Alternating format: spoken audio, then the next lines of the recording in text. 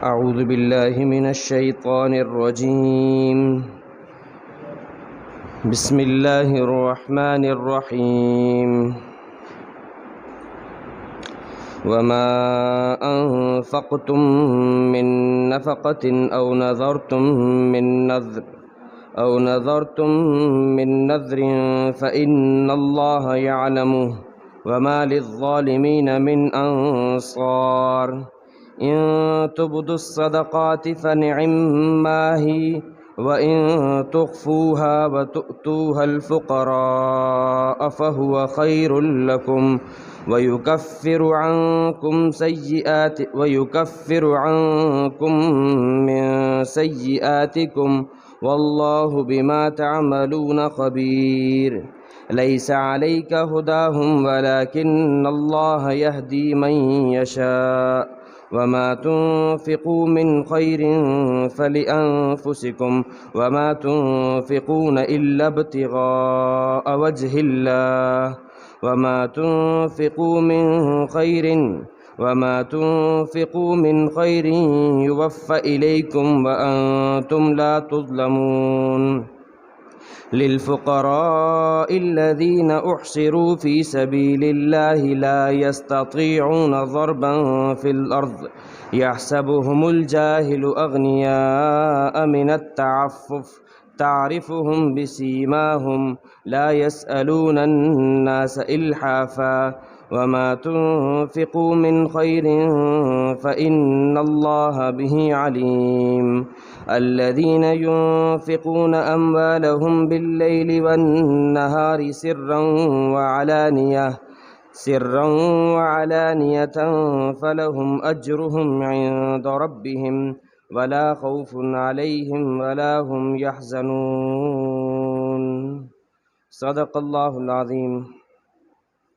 رب اشرح لي صدري ويسر لي أمري واحلل عقدة من لساني يفقهوا قولي. اللهم انفعنا بما علمتنا وعلمنا ما ينفعنا وزدنا علما وعملا وفقها في الدين یا رب العالمین آمین. سورۃ البقرہ کی آیت نمبر 270 سے 274 5 آیات آپ کے سامنے تلاوت ہوئیں. دعا فرمائیے اللہ تعالیٰ آیات کا صحیح مفہوم عرض کرنے کی توفیق عطا فرمائے. آمین. سورہ بقرہ کے یہ دو رکوع نمبر 36 اور رکوع نمبر 37 ان دونوں رکوعات میں اللہ تعالیٰ اپنی راہ میں خرچ کرنے اور غریب کی مدد کرنے کی فضیلت، اس کے مسائل، اس کے آداب بیان فرما رہے ہیں. آج انشاءاللہ یہ رکوع پورا ہو جائے گا جس میں یہ 5 آیات جو آپ کے سامنے تلاوت ہوئیں، در حقیقت ان 5 آیات میں اللہ تعالیٰ نے 5 باتیں ارشاد فرمائی ہیں. ایک ایک آیت کا مطلب اس کے ساتھ پڑھتے ہیں. سب سے پہلی بات اللہ تعالیٰ نے یہ بات ارشاد فرمائی، اور ان 5 آیت میں ایک بات بار بار آ رہی ہے. وہ کیا؟ وہ ایک بات یہ ہے کہ دیکھو تم جو نیکی کرتے ہو، جو مال خرچ کرتے ہو، اللہ اسے جانتا ہے. دیکھو تم جو مال خرچ کرتے ہو اللہ اسے جانتا ہے. تقریباً 3 دفعہ اللہ نے یہ بات ارشاد فرمائی. کیونکہ در حقیقت انسان جو مال خرچ کر رہا ہے، غریب کو دیتا ہے، جو اللہ کی راہ میں دے رہا ہے، وہ ادھار کا سودا ہے. اللہ بار کہہ تو رہے ہیں کہ میں تمہیں بڑھا کر دوں گا، لیکن سودا ادھار کا ہے. تو جب سودا ادھار کا ہوتا ہے تو دینے والے کو، دکاندار کو اسی بات کا اندیشہ رہتا ہے پتہ نہیں ملے گا کہ نہیں ملے گا. تو اللہ تعالیٰ بار بار فرما رہے ہیں کہ تم اس حوالے سے پریشان مت ہو، میں جانتا ہوں تم جو کچھ خرچ کرتے ہو میں اسے جانتا ہوں. تو بار بار یہ بات کہہ کر تسلی دے رہے ہیں خرچ کرنے والے کو کہ تم فکر نہ کرو، تم سے جو وعدے کیے گئے ہیں وہ ملیں گے، اور جتنے کیے گئے ہیں اتنے ملیں گے. کیونکہ میں جانتا ہوں تم کسی بھی انداز میں خرچ کرو، میں ہر حال کو جانتا ہوں. تو پہلی آیت میں اللہ تعالیٰ یہ بات ارشاد فرما رہے ہیں کہ دیکھو تم کسی بھی نوعیت کا مال خرچ کرو، چاہے وہ ایسا خرچ کرنا تھا جس کو شریعت نے تمہارے اوپر لازم کیا ہے، چاہے وہ زکوٰۃ کی صورت میں تھا، صدقۃ الفطر کی صورت میں تھا، یا ایسا تھا کہ جس کو تم نے خود اپنے اوپر لازم کیا تھا. کوئی منت، کوئی باس مان لی تھی، کوئی منت کو نظر مان لی تھی اور اپنے اوپر لازم کر دیا تھا کہ بھئی میں یہ کام میں نے اپنے ذمہ جو ہے وہ اتنے روپے صدقہ کرنا لازم کر لیا. تو کوئی بھی کام جو واجب کے قبیل سے، لازم کے قبیل سے، چاہے شریعت نے کیا تھا یا تم نے خود اپنے اوپر کیا اور تم اللہ کی راہ میں خرچ کر رہے ہو، اللہ اسے جانتا ہے، لہٰذا تمہیں نوازے گا. تو فرمایا وما انفقتم من نفقۃ، جس قسم کا جو بھی خرچ تم کرو گے، اور نذرتم من نذر، یا کسی بھی قسم کی کوئی بھی نظر تم نے مان لی، یہاں نظر پہ ایک بات واضح رہے کہ شریعت میں منت ماننا جائز ہے اگر آپ، لیکن منت کی دو صورتیں ہوتی ہیں، ایک یہ کہ یوں ہی کہہ دیا کہ میں نے اپنے ذمہ لازم کر لیا ہے کہ میں اتنی رکعت نماز پڑھوں گا۔ اچھا، نظر اسی چیز کی مانی جاتی ہے جو شریعت میں وہ عبادت کسی نہ کسی درجے میں، فرض کے درجے میں، نفل کے درجے میں ہو۔ یوں ہی کسی ایسی بات کی نظر نہیں مانی جا سکتی جس کی شریعت میں کوئی نظیر ہی نہیں موجود نہیں، یعنی جس میں شریعت میں وہ عبادت نہیں شمار ہوتی۔ لہذا نماز، روزہ، حج، زکوٰۃ، مال کا صدقہ خیرات کرنا، یہ سب چیزیں ایسی ہیں، یہ عبادات ہیں، لہٰذا انہی چیزوں کی نظریں مانی جائیں گی، کسی اور چیز کی نظر نہیں مانی جا سکتی۔ اب جب ایک آدمی نظر مانتا ہے تو نظر میں ایک صورت تو یہ ہے کہ یوں ہی بیٹھے بیٹھے کہہ دیا کہ میں انشاءاللہ کل روزہ رکھوں گا، یا کل اتنی رکعت پڑھوں گا، یا یہ کہہ دیا کہ میں کل اتنے روپے صدقہ کروں گا، تو یہ وہ نظر ہے کہ جس کو ماننے میں کوئی حرج نہیں ہے، اچھی چیز ہے۔ لیکن ایک نظر وہ ہوتی جو کہ شرط لگا کر مانی جاتی ہے کہ اگر میرا یہ فلاں کام ہو گیا تو میں اتنے روپے صدقہ کروں گا، میرا فلاں کام ہو گیا تو میں یہ کروں گا۔ یہ نظر ماننا جائز تو ہے، لیکن شریعت نے اس کو پسند نہیں کیا۔ کیوں؟ کیونکہ اللہ سے شرط اور سودے والا معاملہ ہے۔ یعنی کیا مطلب؟ اے اللہ اگر آپ نے میرا یہ کام کر دیا تو میں دوں گا، نہیں کیا تو نہیں دوں گا، یہ تو بخل ہوا۔ حدیث میں آتا ہے لا تنظروا، ایسی نظریں مت مانو۔ ایسی نظریں ماننے سے وہ مانتا ہے، اللہ تعالیٰ اس سے منواتے ہیں جو بخیل ہو، اور بخیل سے جب مال نکلوانا ہو نا تو وہ اس طریقے سے اللہ تعالیٰ اس سے نظر منوا کے اس سے مال نکلواتے ہیں۔ تو تم سخاوت کا مظاہرہ کرو اور ایسی نظریں، ایسی منتیں، ایسی باس مت باسو، بلکہ کیا کہو کہ بھئی میں، یا تو یوں ہی کہہ دو کہ میں نے ہر حال میں خرچ کرنا ہے، چاہے میرا کام ہو یا نہ ہو، لیکن ہوگا تو زیادہ اچھی بات ہے، نہیں ہوتا تو میں یہ نہ ہونے پر بھی کیا راضی ہوں۔ لیکن اس طریقے کا شرط والا معاملہ کرنا یہ پسند نہیں ہے، اگرچہ جائز ہے۔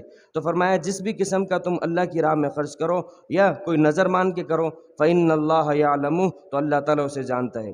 وما للظالمین من انصار، لیکن جو ظلم کرنے والا ہے، یعنی لازم ہے اس کے اوپر زکوٰۃ دینا، صدقۃ الفطر دینا، اور وہ نہیں دے رہا تو وہ ظلم کر رہا ہے، اپنی جان کے اوپر ظلم کر رہا ہے۔ اور یا مثال کے طور پر منت مانی لیکن اس کو ادا نہیں کر رہا، یا منت غلط مانی، ایسی مانی کہ جو جائز نہیں تھی، ناجائز چیز کی باس باسی ہے، تو ایسی صورت میں یہ بندہ، یہ نظر ماننے والا ظالم ہے، اور ظالم کی جب کل اللہ کی راہ میں اللہ کی بارگاہ میں پکڑ ہوگی تو اس کا کوئی مددگار نہیں ہوگا۔ وما للظالمین من انصار، اور ظالموں کا کوئی بھی پکڑ کرنے والا نہیں، کوئی بھی ان کا مددگار نہیں ہوگا۔ یہ تو ایک آیت تھی 270۔ 271 نمبر آیت میں اللہ تعالیٰ اس مسئلے کو بیان فرما رہے ہیں کہ جب اللہ کی راہ میں خرچ کرنے کی بات آتی ہے تو بندے کو سوال پیدا ہوتا ہے کہ اللہ نے اتنا تو بتا دیا کہ ہم اللہ کی راہ میں خرچ کریں، محض مقصود اللہ کی ذات کو راضی کرنا ہو، لیکن آیا چھپا کر دینا چاہیے یا لوگوں کے سامنے بھی دے سکتے ہیں؟ یا ان دونوں میں سے افضل صورت کیا ہے؟ سامنے دینا افضل ہے یا چھپا کر دینا افضل ہے؟ تو اللہ تعالیٰ اس مسئلے کو بیان فرماتے ہیں۔ دیکھیں بات وہی ہے کہ نیت اللہ کو راضی کرنا تھی، لیکن اب ان دونوں میں سے صورت افضل کون سی ہے؟ تو عام حالات میں افضل یہ ہے کہ چھپا کر دیا جائے، اس طور پر دیا جائے کہ کسی کو بھی اس بات کا پتہ نہ چلے، جیسا کہ حدیث میں آتا ہے آپ صلی اللہ تعالیٰ علیہ وآلہ وسلم نے فرمایا کہ اللہ تعالیٰ کل قیامت کے دن 7 لوگوں کو اپنے عرش کے سائے میں رکھیں گے جس دن سوائے عرش کے کسی اور چیز کا سایہ نہیں ہوگا۔ ان 7 لوگوں میں سے ایک بندہ وہ ہے کہ جس نے اللہ کی راہ میں کسی غریب کی مدد کی، اللہ کی راہ میں مال خرچ کیا اپنے دائیں ہاتھ سے، تو اس کے بائیں ہاتھ کو بھی پتہ نہیں چلا کہ میرے مالک کے دائیں ہاتھ نے کچھ خرچ کیا ہے۔ تو اگر اس طور پر خرچ کیا تو اللہ تعالیٰ اسے کل قیامت کے دن اپنے عرش کا سایہ دیں گے۔ تو عام حالات میں چھپا کر دینا افضل ہے، لیکن بعض مخصوص حالات کے اندر جہرن دینا، دکھا کر دینا بھی وہ جائز بلکہ افضل ہو جاتا ہے۔ جیسے مثال کے طور پر کسی کو تعلیم دینی ہے، سمجھانا ہے، دکھانا ہے، تو ایسی صورت میں دکھانے اور سمجھانے کے لیے آپ کسی کے سامنے اگر کسی کو کوئی صدقہ دے دیتے ہیں تاکہ سامنے والا سیکھ جائے، سامنے والے کو پتہ چل جائے کہ کس طرح دیتے ہیں، کس طرح دیا جاتا ہے، کس موقع پر دیا جاتا ہے، تو یہ دینا افضل ہے، اگرچہ دکھا کے دے رہے ہیں، لیکن مقصود کیا ہے؟ اللہ کو راضی کرنا۔ دوسری چیز، مثال کے طور پر اگر کسی شخص کے اوپر یہ تہمت ہے کہ یہ بخیل ہے، تو اپنے اوپر سے بخل کی تہمت کو ہٹانے کے لیے اگر وہ لوگوں کے سامنے دکھا کر دیتا ہے، مقصود اللہ کو راضی کرنا ہے، تو یہ دکھانا بھی، لوگوں کو دکھا کر دینا یہ بھی افضل ہے۔ کیوں؟ کیونکہ جب مقصود اللہ کو راضی کرنا ہے، نہ تو ہم ظاہر کے بندے ہیں، نہ ہم پوشیدہ کے بندے ہیں، ہم اللہ کے بندے ہیں، راضی اللہ کو کرنا مقصود ہے، لیکن کبھی حالات ایسے ہوں گے جس میں لوگوں کو دکھانا ہوگا، چنانچہ وہ عبادات کے جن کے اندر لوگوں کو سامنے دکھا کر کرنا ضروری ہے، وہ اسی انداز میں کی جائیں گی۔ اب فرض نماز ہے، آپ گھر میں نہیں پڑھ سکتے، گھر میں پڑھنے والے کی پکڑ ہے، تو لہٰذا فرض نماز باجماعت مسجد میں آ کر، اچھا قرآن کریم کی تلاوت ہے، عبادت ہے، چھپ کر کی جائے، اس طرح کی جائے کہ لوگوں کو پتہ نہ چلے، لیکن امام مسجد کے امام صاحب ہیں وہ تلاوت اس انداز میں کریں گے، ان کے لیے ذمہ لازم ہے۔ اگر ان نمازوں میں جن میں تلاوت آواز سے کی جاتی ہے اگر وہ نہیں کریں گے تو نماز نہیں ہوگی۔ تو جن جگہوں پر جہر کرنا یعنی لوگوں کو دکھانا شریعت نے لازم قرار دیا ہے وہاں تو کرنا ہی کرنا ہے، لیکن اس کے علاوہ عام حالات میں افضل کیا ہے؟ چھپ کر نیکی کرنا افضل ہے، مگر مخصوص حالات کے اندر لوگوں کو دکھا کر بھی تعلیم کی غرض سے اپنے اوپر سے تہمت کو دور کرنے کے لیے اللہ تعالیٰ فرماتے ہیں، یہ بھی علماء نے لکھا ہے کہ یہ بھی جائز ہے۔ تو اللہ فرماتے ہیں ان تبدوا الصدقات فنعما ہی، اگر تم صدقات خیرات کو، چاہے وہ نفلی ہوں یا واجب کے قبیل سے ہوں، کسی بھی قبیل کی عبادت صدقات و خیرات ہوں، اگر تم ان کو ظاہر کر کے کرو فنعما ہی، تو اچھی چیز ہے، تو یہ ایک اچھی چیز ہے۔ لیکن وَإِن تُخْفُوهَا وَتُؤْتُوهَا الْفُقَرَاءَ، لیکن اگر تم ان صدقات کو چھپا کر کرو اور چھپا کر تم فقیر کے ہاتھ میں دے دو فَهُوَ خَيْرٌ لَكُمْ، تو یہ زیادہ تمہارے حق میں بہتر ہے، کیونکہ جب انسان دکھا کر دیتا ہے تو اس میں اس بات کا اندیشہ ہے کہ کہیں کسی بھی لمحے ریا آ جائے، کسی بھی لمحے جو ہے وہ دل کے اوپر ایسی انسان نفس کی وجہ سے مار کھا جائے، تو بہتر اس عام حالات میں یہ ہوگا کہ تم چھپا کر دو۔ پھر فرمایا اگر چھپا کر دو گے تو کیا ہوگا؟ وَيُكَفِّرْ عَنْكُم مِّن سَيِّئَاتِكُمْ، اللہ تعالیٰ تمہارے بعض گناہوں کو مٹا دیں گے، ان کو ختم کر دیں گے۔ چنانچہ حدیث میں آتا ہے، آپ نے فرمایا صدقۃ السر تطفئ غضب الرب، چھپا کر دیا جانے والا صدقہ رب کے غضب کو، رب کی ناراضگی کو، یعنی اللہ کی جو ہم نے نافرمانی کر کے اللہ کو ناراض کیا، اللہ کی اس ناراضگی کو یہ صدقہ مٹا دیتا ہے۔ پھر فرمایا واللہ بما تعملون خبیر، دوبارہ فرمایا تم جو کچھ کر رہے ہو اللہ اسے خوب جانتا ہے۔ یہ تو آیت نمبر 271۔ اب آیت نمبر 272 میں اللہ تعالیٰ اس بات کو ارشاد فرما رہے ہیں کہ دیکھو ضروری نہیں ہے کہ تم مالی مدد صرف مسلمان کی کرو، تم غیر مسلم کی بھی کر سکتے ہو، بس ضروری یہ ہوگا کہ زکوٰۃ اس کو نہیں دے سکتے، باقی نفلی صدقہ اس کو تحفے تحائف دے کر اس کی مدد کرنا، کسی بھی طرح کی اس کی مدد ہو، زکوٰۃ سے نہیں کر سکتے، باقی اس کے علاوہ جس طریقے سے صدقۃ الفطر سے نہیں کر سکتے زکوٰۃ سے نہیں کر سکتے، باقی قربانی کا گوشت دے کر کرو، اس کے علاوہ کوئی بھی کسی بھی چیز کے ذریعے سے نفلی طور پر تم اس کی مدد کرو، یہ کرنا یہ زیادہ بہتر ہے۔ ہوا یہ تھا کہ در حقیقت بعض انصار صحابہ اکرام رضوان اللہ تعالی علیہ مجمعین کے مشرکین رشتہ دار تھے، تو وہ ان کے اوپر خرچ نہیں کرتے تھے اس نیت سے کہ یہ تھوڑے تنگ ہوں گے تو ہمارے پاس جب آئیں گے تو ہم ان کے سامنے دین کی دعوت رکھیں گے تو یہ مجبوری میں قبول کر لیں گے۔ تو اللہ نے فرمایا نہیں ایسا نہیں کر سکتے، کسی کو آپ نہ دے کر اس طرح مجبور کریں کہ تاکہ وہ دین پر آ جائے، دین اسلام کو قبول کر لے، یہ نہیں۔ ہدایت آپ کے ذمہ ہے نہیں، ہدایت پہ لانا، ہدایت کی توفیق دینی آپ کے اختیار میں نہیں ہے، ہدایت اللہ کے اختیار میں ہے۔ آپ لوگوں کے اوپر خرچ کرو، چاہے وہ مسلمان ہو یا کافر ہو، اس کو ہدایت کی توفیق اللہ دے گا۔ تو فرمایا لیس علیک ھداھم، آپ کے ذمہ لوگوں کو ہدایت پر لانا نہیں ہے، آپ لا بھی نہیں سکتے۔ یہ بات اللہ تعالیٰ اللہ کے نبی صلی اللہ تعالیٰ علیہ وآلہ وسلم کو مخاطب کر کے اصل میں سنا امت کو، اور امت کے اللہ کے نبی کے اصحاب کو رہیں۔ لیس علیک، اے نبی آپ کے اختیار میں، کیا مطلب؟ بتا دیا کہ جب نبی کے اختیار میں ہدایت پر لانا نہیں ہے تو امتی کے اختیار میں کیسے ہو سکتا ہے؟ تو لیس علیک ھداھم، اے نبی آپ کے ذمے لازم نہیں ہے کہ آپ لوگوں کو ہدایت پر لے کر آئیں، ہاں آپ کا کام کیا ہے؟ ہدایت کا راستہ دکھانا، حق کا راستہ دکھانا آپ کی ذمہ داری ہے، لیکن پکڑ کر مجبور کر کے لانا یہ آپ کا کام نہیں ہے۔ لست علیہم بمسیطر، اے نبی آپ لوگوں کے اوپر جابر بنا کر مسلط نہیں کیے گئے کہ زبردستی ان کو پکڑ کے دین کی طرف لے کر آئیں گے، نہیں، آپ کا کام وما علینا الا البلاغ، دین کی بات پہنچا کے یہی نبی کہے گا کہ ہمارے ذمہ صرف پہنچانا ہے، ماننا نہ ماننا تمہارے اختیار کی بات ہے۔ تو فرمایا لیس علیک ھداھم، آپ کے ذمہ لازم نہیں ہے لوگوں کو ہدایت پر لانا، ولکن اللہ یہدی من یشاء، اللہ تعالیٰ جسے چاہتا ہے اسے ہدایت دیتا ہے۔ اب لیکن تم خرچ کرو فقیر کے اوپر، تم خرچ کرو گے تو تین باتیں تمہیں حاصل ہوں گی، کیوں؟ وما تنفقوا من خیر فلانفسکم، دیکھو تم اگر غیر مسلم کے اوپر، ایک کافر کے اوپر خرچ کرتے ہو تو تمہارے اس خرچ کرنے کا نفع تمہارے لیے وہ نفع متعین ہے، تو تم اپنے نفع کے لیے خرچ کرو، چاہے اسے نفع پہنچ رہا ہے کہ نہیں پہنچ رہا، اسے ہدایت مل رہی ہے کہ نہیں مل رہی، تمہارے خرچ کرنے سے تمہیں تو نفع مل رہا ہے، تمہیں تو ثواب مل رہا ہے، تو تم اپنے لیے کرو۔ وما تنفقوا من خیر فلانفسکم، جو کچھ تم بھلائی کا کام کرو گے، جو کچھ تم مال خرچ کرو گے اللہ کی راہ میں، فلانفسکم، تو اس کا نفع تمہیں پہنچے گا، تو تم اپنے نفع کے لیے کرو، ایک بات۔ دوسری بات وما تنفقون الا ابتغاء وجہ اللہ، دیکھو تم کیوں نہیں دیتے اس کو؟ جب تمہارے دینے کا مقصد اللہ کی رضا کو تلاش کرنا ہے تو کافر کو دے کر بھی اللہ راضی ہو جاتا ہے۔ تو لہٰذا جب تمہاری نظر اللہ کو راضی کرنا ہے، تمہارا مقصد اللہ کو راضی کرنا ہے، تو کافر کو دے کر راضی کرو، اللہ راضی ہو جائے گا۔ تیسری بات، اور دیکھو جو کچھ تم خرچ کرو گے اللہ تعالیٰ سے تمہیں اس کا پورا بدلے دے گا۔ تو کافر کو خرچ کرنے کی اللہ تعالیٰ ترغیب دے رہے ہیں اور 3 فضائل بیان کر رہے ہیں۔ ایک بات تو یہ کہ تم خرچ کرو گے تو خرچ کرنے کے نتیجے میں فائدہ تمہارا ہے۔ دوسری بات یہ کہ جب تمہارا مقصد اللہ کو راضی کرنا ہے تو اللہ راضی اس سے ہو جائے گا۔ تیسری بات یہ کہ جو خرچ کرو گے اس کا پورا بدلہ تمہیں بغیر کمی زیادتی کے تمہیں ملے گا۔ وما تنفقوا من خیر، جو مال تم خرچ کرو گے کافر کو دینے کے لیے، یوفى الیکم، تو اسے پورا تمہیں لوٹایا جائے گا۔ وانتم لا تظلمون، اس طور پر کہ تمہارے ساتھ زیادتی نہیں کی جائے گی۔ ایسا نہیں ہوگا کہ تم نے زیادہ خرچ کیا ہو تمہیں اللہ تعالیٰ ثواب کم دے اس لیے کیونکہ تم نے کافر کی مدد کی ہے، نہیں، بلکہ تم نے اللہ کو راضی کرنے کے لیے کیا تو تمہیں اس کا بدلہ پورا ملے گا۔ یہ مت سوچنا کہ کافر کو دیا تو نیکی کم ملے گی۔ اب جب اللہ تعالیٰ نے اپنی راہ میں خرچ کرنے کی اتنی ترغیب دے دی، اتنے مسائل، اتنے فضائل، اتنے آداب بیان کر دیے، تو بندہ خود سوچتا ہے، انسان ہے کہ یار اللہ سے یہی پوچھ لیا جائے کہ اللہ آپ خود بتا دیں ہم خرچ کہاں کریں۔ یہ ایک اہم چیز ہے نا، خرچ کرنے کی جگہ کو معلوم کرنا، یہ سب سے اہم کام ہے۔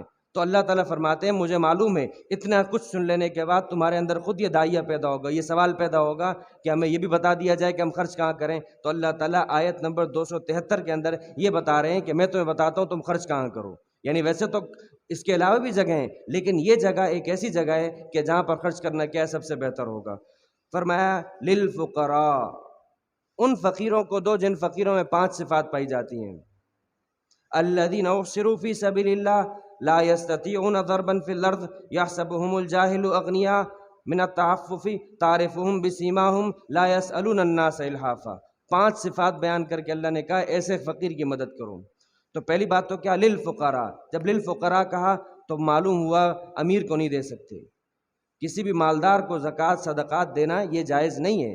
نفلی صدقہ تو اس کو مدد کے طور پر، ہدیے کے طور پر دیا جا سکتا ہے، لیکن زکوٰۃ کسی مالدار کو نہیں دے سکتے، وہ ادا ہی نہیں ہوگی۔ تو فرمایا للفقراء، دی جائے گی فقیر کو، لیکن کس کو؟ الذین احصروا فی سبیل اللہ، وہ فقراء جو اللہ کی راہ میں قید ہو چکے ہیں۔ اللہ کی راہ میں قید ہو چکے، کیا مطلب؟ مثال کے طور پر جہاد میں گیا ہے، مجاہد ہے، تو مجاہد ہے جب اللہ کی راہ میں لڑنے کے لیے گیا ہے تو پیچھے اس کے گھر بار کا خرچہ کون اٹھائے گا؟ یا مثال کے طور پر اللہ کے دین کو حاصل کرنے میں مصروف ہے، تو ظاہر سی بات ہے اس کے ایسے میں اس کے گھر بار اس کے ساتھ بھی تو پیٹ لگا ہوا ہے، اس کے بھی تو بیوی بچے ہیں، اس کے بھی تو گھر والے ہیں۔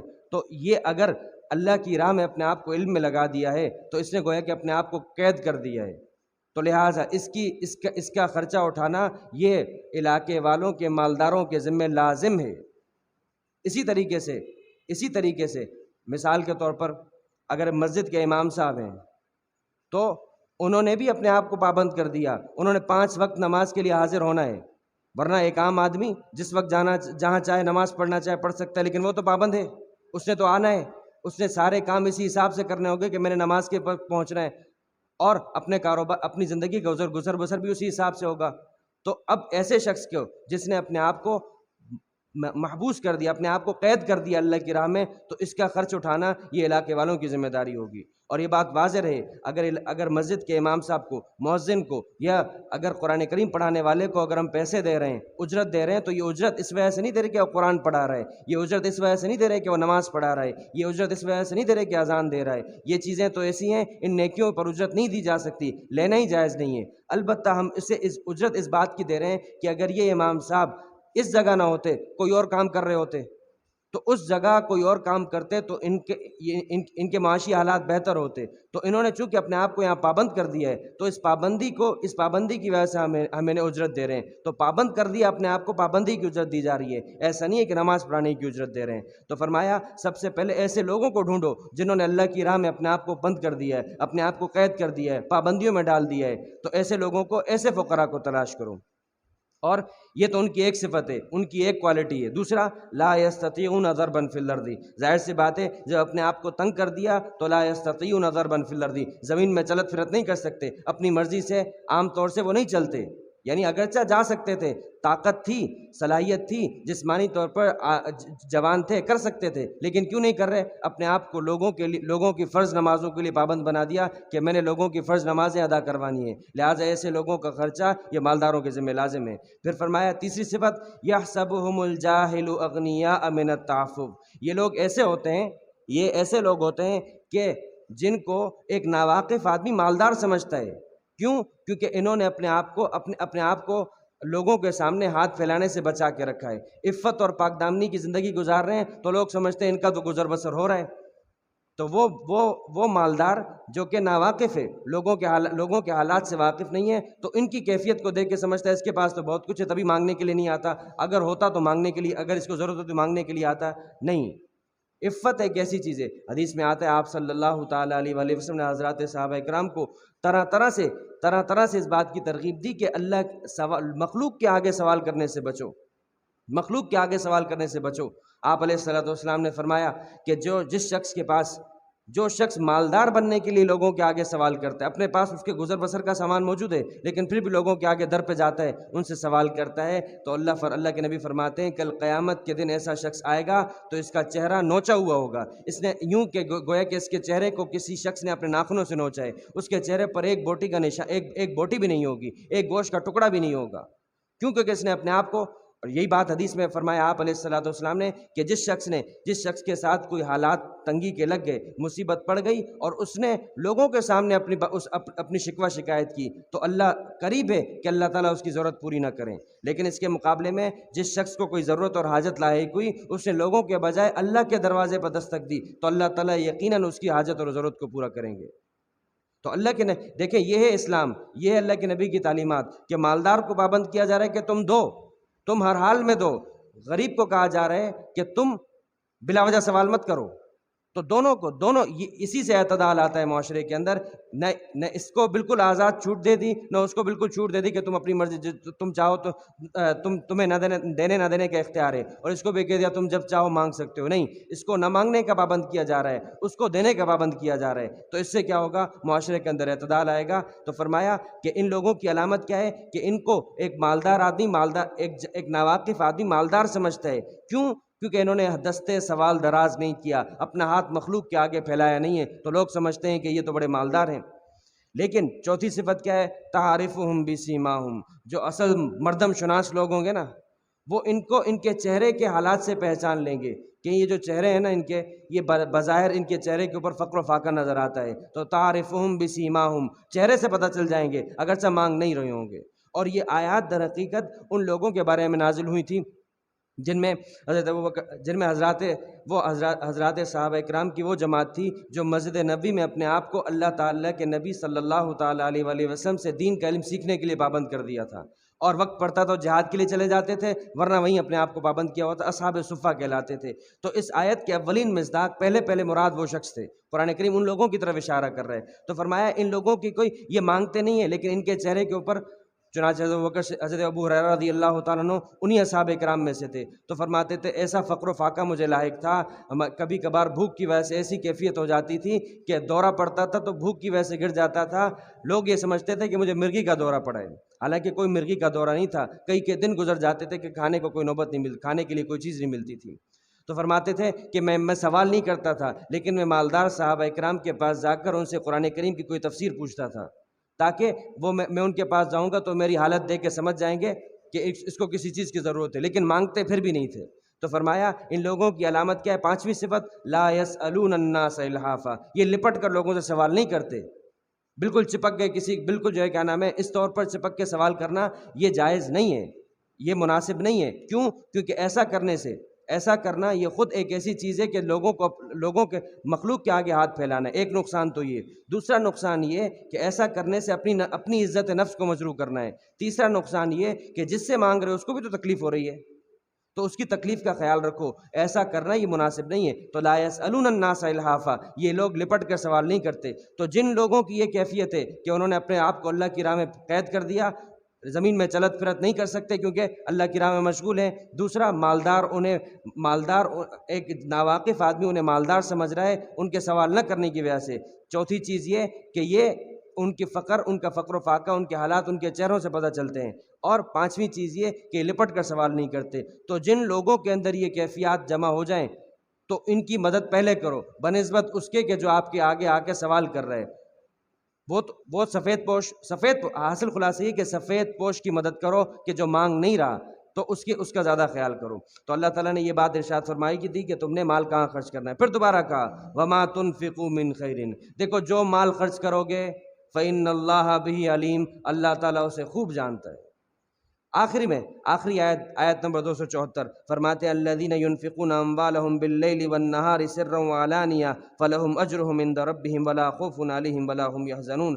آخری بات جہاں پر اللہ تعالیٰ اس جو 2 رکوع کے اندر خرچ کرنے کی بات چل رہی تھی، اس کو اللہ تعالیٰ فرماتے ہیں حاصل خلاصہ یہ کہ تمہیں اگر وہ ثواب چاہیے کہ 1 روپیہ خرچ کر کے 700 روپے چاہیے، اسی طریقے سے اس کے لیے ضروری ہے کہ حلال مال خرچ کرو، اس کے لیے ضروری ہے کہ اللہ کو راضی کرنا مقصود ہو، اس کے لیے ضروری ہے کہ تم اس کے خرچ کرنے کے بعد کسی کو تکلیف نہ دو، احسان نہ جتلاؤ۔ یہ ساری کی ساری باتیں بیان فرمانے کے بعد فرماتے ہیں کہ اگر تم ایسا کرو گے تو سب سے بڑا تمہیں فائدہ میں بتاتا ہوں، ایسے خرچ کرنے والے لوگوں کا عالم قیامت کے دن کیا ہوگا؟ انہیں کسی قسم کی کوئی فکر لاحق نہیں ہوگی، کسی قسم کا کوئی غم نہیں ہوگا۔ یعنی غم کس بات کا ہوتا ہے کہ آپ نے پیچھے کوئی غلطی کر لی، اس کی بنیاد پر آپ کو غم ہے کہ بھئی کاش ایسا نہ ہوتا، اور خوف اس بات کا ہے کہ پتہ نہیں آگے میرے ساتھ کیا ہوگا۔ تو ان لوگوں کے ساتھ معاملہ یہ ہوگا کہ جو شخص یہ چاہتا ہے کہ کل قیامت کے دن بے خوف ہو، اس کے اوپر کسی قسم کا کوئی غم نہ ہو، تو اسے چاہیے کہ وہ میری راہ میں دن ہو کہ رات ہو، صبح ہو کہ شام ہو، چھپ کر ہو کہ اعلانیہ ہو، میری راہ میں اپنے مال کو خرچ کرے۔ الذین ینفقون اموالہم، وہ لوگ جو اپنے مالوں کو خرچ کرتے ہیں باللیل والنہار، وقت کوئی نہیں ہے، چاہے دن ہو یا رات ہو، سرا وعلانیہ، چاہے چھپا کر دیں یا دکھا کر دیں، فلہم اجرہم عند ربہم، پھر کہا انہی لوگوں کو ان کا اجر ملے گا ان کے رب کے پاس، ولا خوف علیہم ولا هم یحزنون، اور ان لوگوں کے اوپر کل قیامت کے دن کسی قسم کا کوئی خوف نہیں ہوگا، اور نہ یہ لوگ غم کے عالم میں ہوں گے، بے فکرے ہوں گے۔ یہاں اللہ تعالیٰ نے جو 2 رکوعات جس میں درحقیقت کس بات کو بیان کیا؟ غریب کی مدد کرو، غریب کا فائدہ سوچو، غریب کا بھلا سوچو۔ تو اللہ نے تمہیں مال دیا ہے تو مال پر سانپ بن کر مت بیٹھو، مال کے حقوق ادا کرو۔ اللہ تعالیٰ نے قرآن کریم میں فرمایا ہے آگے کہ اللہ کے نیک بندے وہ ہیں، اللہ والے وہ لوگ ہوتے ہیں جو اپنے مال میں غریب کا حق سمجھتے ہیں۔ للسائل فی اموالہم حق معلوم للسائل والمحروم، وہ سمجھتے ہیں کہ میرے مال میں میرے علاقے کے غریب کا حق ہے، جو مانگ رہا ہے اس کے لیے بھی، جو نہیں مانگ رہا اس کے لیے بھی اس کا حق لگتا ہے۔ تو لہٰذا آپ دیکھ کر اس کے اوپر احسان مت جتائیں، یہ مت سمجھیں کہ میں نے دیا ہے میں کوئی اس سے بہتر ہوں، بلکہ اس کے احسان مند رہیں کہ اللہ نے کسی کو بھیج دیا کہ آپ کا مال صحیح ٹھکانے لگ گیا، ورنہ تو کیا ہے، ورنہ لوگوں کا مال پتہ نہیں کہاں کہاں ضائع ہوتا ہے۔ تو مالدار کے مال میں غریب کا حق لگتا ہے، جب تک یہ بات نہیں سمجھی جائے گی تب تک اللہ کی راہ میں خرچ کرنے کا لطف حاصل نہیں ہوگا۔ تو یہاں اللہ تعالیٰ نے غریب کی مدد کے لیے کہا کہ اس کے اوپر مال خرچ کرو۔ آگے کے 2 رکوعات میں اللہ تعالیٰ بیان فرما رہے ہیں کہ غریب کا خون مت چوسو۔ کیا مطلب؟ سود لے کر غریب کا خون چوستے ہو۔ تو اب یعنی غریب کی قدر کس طرح اللہ تعالیٰ احساس دلوا رہے ہیں کہ ایک تو اس کے اوپر مال خرچ کرو، دوسرا یہ نہ ہو کہ اس کا تم خون چوس لو۔ تو سود کو لین دین کے معاملات میں امیر تر ہوتا ہے، غریب تر ہوتا ہے، تو غریب کا خون چوسنے سے بچنا ہے۔ اس کے اوپر آگے مستقل پورے 2 رکوع آ رہے ہیں، سود کی حرمت، سود کی شناخت، سود کے برے ہونے پر اللہ تعالیٰ عمل کی توفیق عطا فرمائے۔ انشاءاللہ اس کی تفصیل آ جائے گی۔ اللهم لك الحمد كله ولك الشكر كله وإليك يرجع الأمر كله، اللهم لا أحصي ثناء عليك أنت كما